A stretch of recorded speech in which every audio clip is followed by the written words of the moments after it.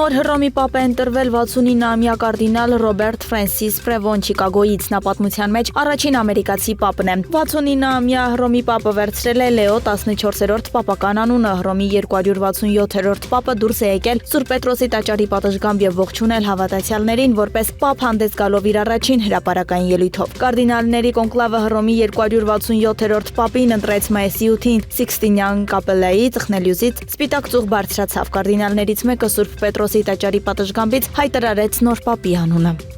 Մայիսի 9 Սուրբ օր է նացիզմի դեմ հաղթանակը ձեռք է բերվել Եվրոպայի, Միացյալ Նահանգների, Աֆրիկայի, Ասիա-Խաղաղօվկիանոսյան տարածաշրջանի եւ Լատինական Ամերիկայի ժողովուրդների համատեղ ջանքերով հայտարարել է Պուտինը հաղթանակի 80-ամյակը նշելու ժամանացյուրերի առջև իր ելույթում։ ՄԱԿ-ի նշանակությունն այժմ կրկին մեծանում է, ոչ ոք չի կարողանա զրպարտել հաղթանակի մեջ ԽՍՀՄ-ի վճռորոշ դերի մասին պատմական ճշմարտությունը։ Ռուսաստանի Դաշնությունը կոչ է անում ամբողջ միջազգային հանրությանը համերաշխություն դրսևորել առկա խնդիրների լուծման գործում, հավելել է նա։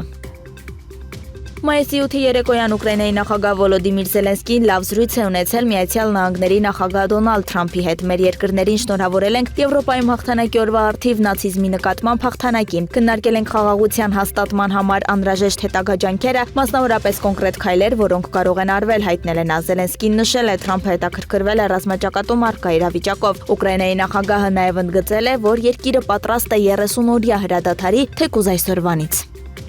Հակամարտության կարգավորման բանակցություններում Ռուսաստանի պահանջներն Ուկրաինայից չափազանց մեծ են։ Fox News-ին տված հարցազրույցում ասել է ԱՄՆ փոխնախագահ Ջեյ Վենսը, միևնույն ժամանակ նա նշել է, որ Վաշինգտոնը սպասում է, որ Մոսկվայի պահանջները մեծ կլինեն, ինչպես հաճախ լինում է բանակցությունների սկզբնական փուլում։ Վենսը նաև կարևորել է սեփական հստակ պլաններով Ռուսաստանի եւ Ուկրաինայի մասնակցությունն ԱՄՆ-ի հետ բանակցություններին, ընդգծելով Վաշինգտոնը դուրս կգա գործընթացից, եթե պարզվի, որ Ռուսաստանը անբարեխիղճ բանակցություններ է վարում։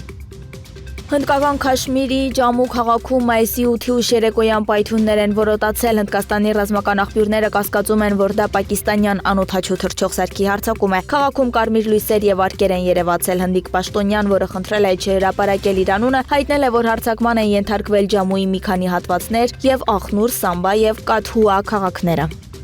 Միացյալ Նահանգների վարչակազմը Հնդկաստանին ու Պակիստանին կոչ է անում դադարեցնել ռազմական գործողություններն ու վերջ դնել բռնության։ Այս մասին իր հերթական ճեպազրույցի ընթացքում հայտարարել է ԱՄՆ պետքարտուղարության մամուլի ծառայության ղեկավար Թեմի Բրյուսը։ Պետքարտուղար Մարկո Ռուբիոյի եւ ամբողջ Միացյալ Նահանգների ուղերձն այն է, որ բռնությունը պետք է դադարեցվի, քանի որ ռազմական գործողությունները պատերազմը ցույց տվեցին։ Դրանք լուծում չեն, դրանք երբեք չեն ավարտվում, ասել է նա։